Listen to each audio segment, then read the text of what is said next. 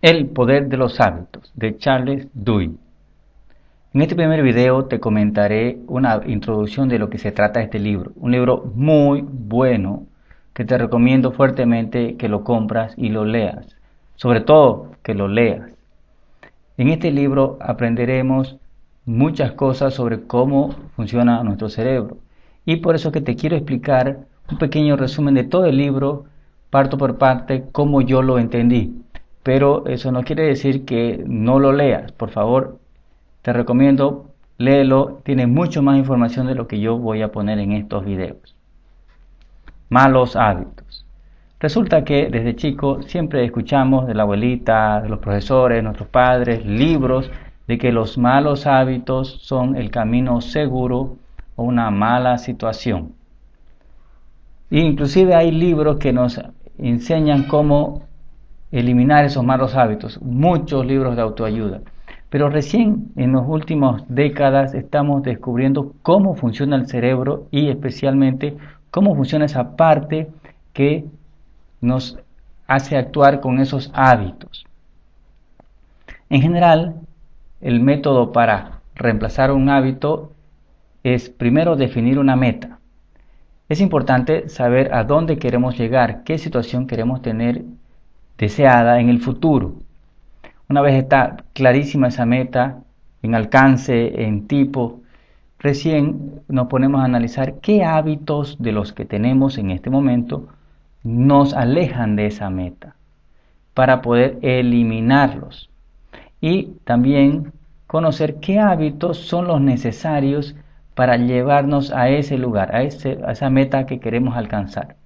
Luego hay que enfocarse permanentemente en esa meta para analizar el hábito malo y el hábito bueno. Esto no es un proceso inmediato. No se puede dejar de fumar en un día, dejar de beber en exceso en un día.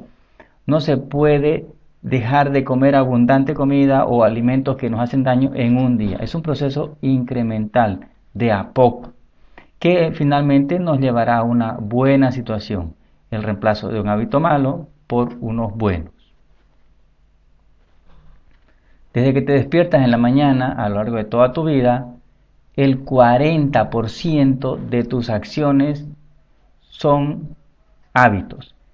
Es impresionante la cantidad de acciones de las cuales nosotros no tenemos control, porque es un proceso automático.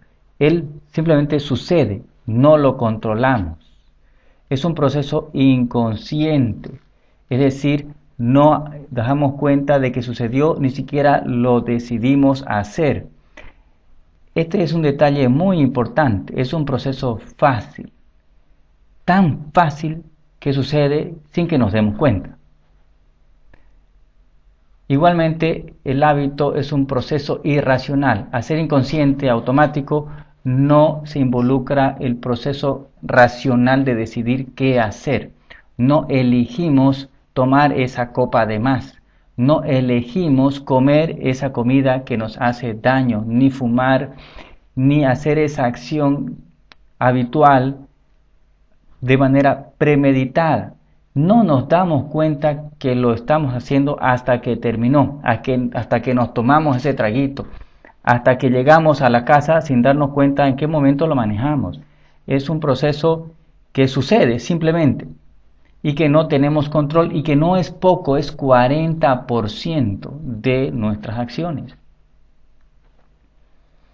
Sabemos que los malos hábitos hay que eliminarlos y los buenos hábitos hay que meterlos en nuestra vida, pero es más fácil decirlo que hacerlo. Por suerte, las investigaciones modernas nos están dando luz sobre cómo funciona nuestro cerebro para poder comprender el funcionamiento, la creación y el reemplazo de los hábitos. El hábito no surge automáticamente. Inicialmente es de una decisión consciente. Nadie es alcohólico de nacimiento o fuma de nacimiento. La gente, tú, yo, empezamos a fumar, beber o comer de más de a poco, con una decisión consciente. El primer cigarrillo no fue habitual. El primer trago de alcohol no fue habitual, fue una decisión consciente, una decisión que se repitió muchas y muchas veces. El alcohólico se hace de beber mucho tiempo. El que fuma se hace porque fumó socialmente con los amigos muchas veces hasta que se volvió un hábito, hasta que se convirtió en un proceso inconsciente que ya no lo hace queriendo, ya eso surge automáticamente.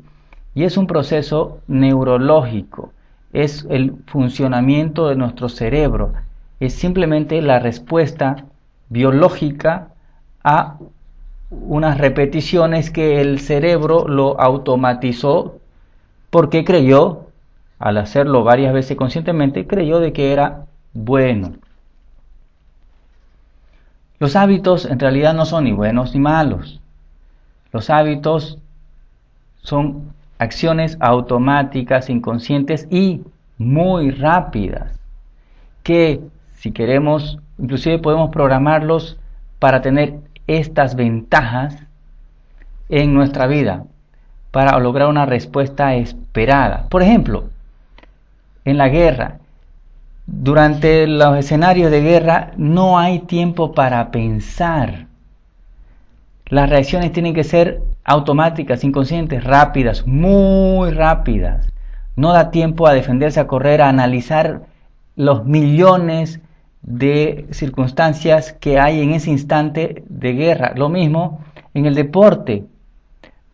Los futbolistas, basquetbolistas, tenistas no pueden pensar en la velocidad de la pelota, ni el ángulo, ni nada. No da tiempo. Simplemente es tan rápido que no da tiempo. Los procesos deben ser automáticos, por supuesto inconscientes y sobre todo muy rápidos. Lo mismo en la defensa.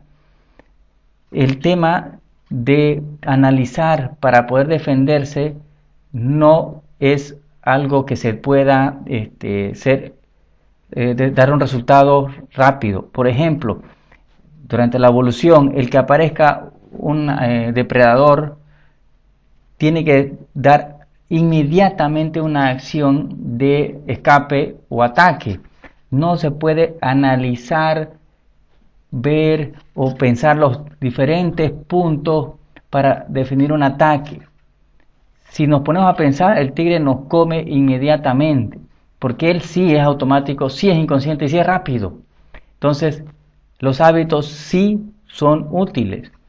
El tema es cuáles hábitos me conviene tener y cuáles hábitos me conviene reemplazar.